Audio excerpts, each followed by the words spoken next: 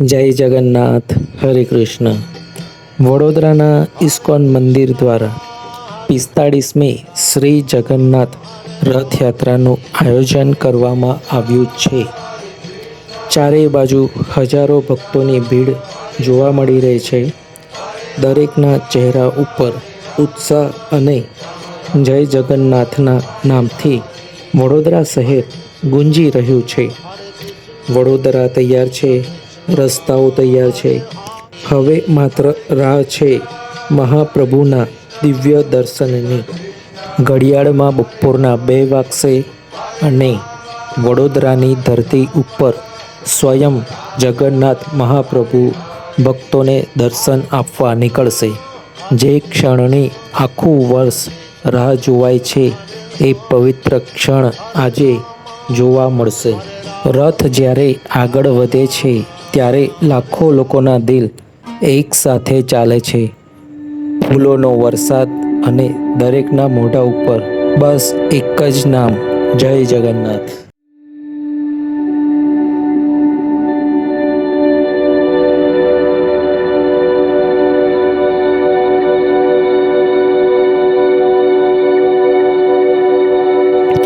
આ વિડીયોમાં તમે રથયાત્રાની સંપૂર્ણ ઝલક, ભક્તોની આસ્થા, ભવ્ય રથ, ભજન, કીર્તન અને ઉત્સવનું દિવ્ય વાતાવરણ જોઈ શકશો.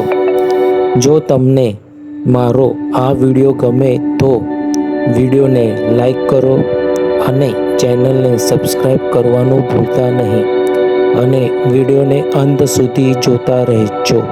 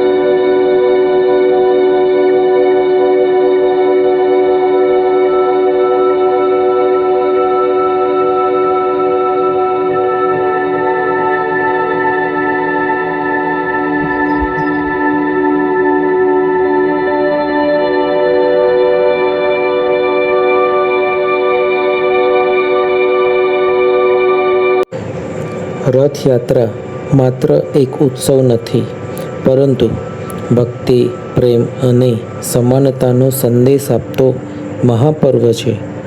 ભગવાન જગન્નાથ પોતાના ભક્તોને મળવા માટે મંદિરની બહાર આવે છે, જેથી દરેક વ્યક્તિ મહાપ્રભુના દિવ્ય દર્શન કરી શકે છે.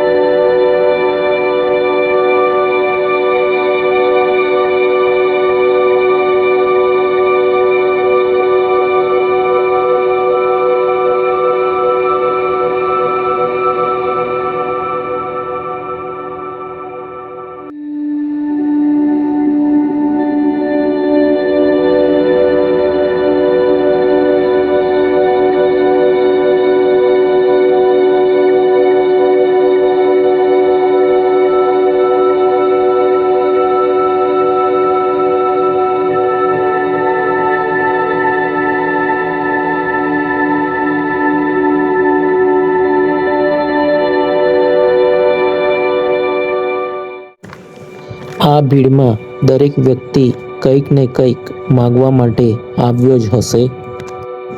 તો મારા વાલા મિત્રો, હવે એ પવિત્ર ક્ષણ આવી ગઈ છે, જે ક્ષણની દરેક ભક્ત રાહ જોઈ રહ્યું હતું. ભગવાન જગન્નાથ, બલભદ્ર અને સુભદ્રાજી ભવ્ય રથમાં બિરાજમાન થઈ ભક્તોને દર્શન આપી રહ્યા છે. દરેક ભક્તો આનંદથી રથ ખેંચી રહ્યા છે અને આખું વાતાવરણ હરે કૃષ્ણ અને જય જગન્નાથના નામથી ગુંજી રહ્યું છે.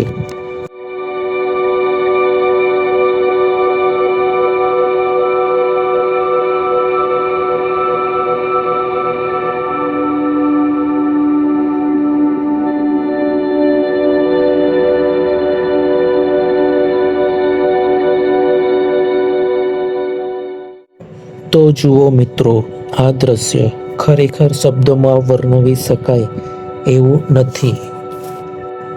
હજારો ભક્તોની ભક્તિ જોઈને મન આનંદથી ભરાઈ જાય છે.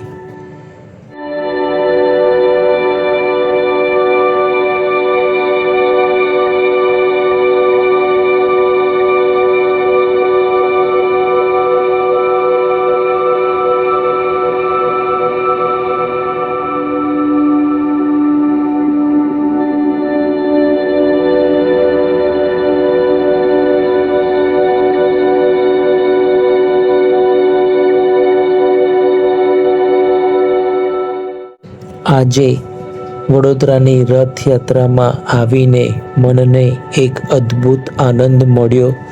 જો તમે પણ હજુ સુધી આ રથયાત્રામાં આવ્યા નથી તો આવતા વર્ષે જરૂરથી મુલાકાત લેજો.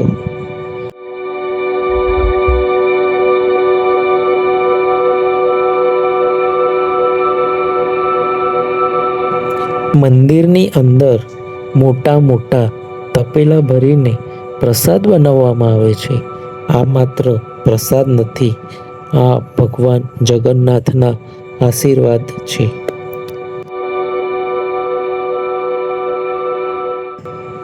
પ્રસાદ લેવા માટે પણ કેટલી બધી ભીડ જોવા મળે છે. એક નાનો કોળિયો પણ દિલને શાંતિ આપે છે, જે દુનિયાની કોઈ વસ્તુ આપી શકતી નથી. તો મિત્રો, ફરીથી મળીશું એક સુંદર બ્લોગમાં. જય જગન્નાથ, હરે કૃષ્ણ.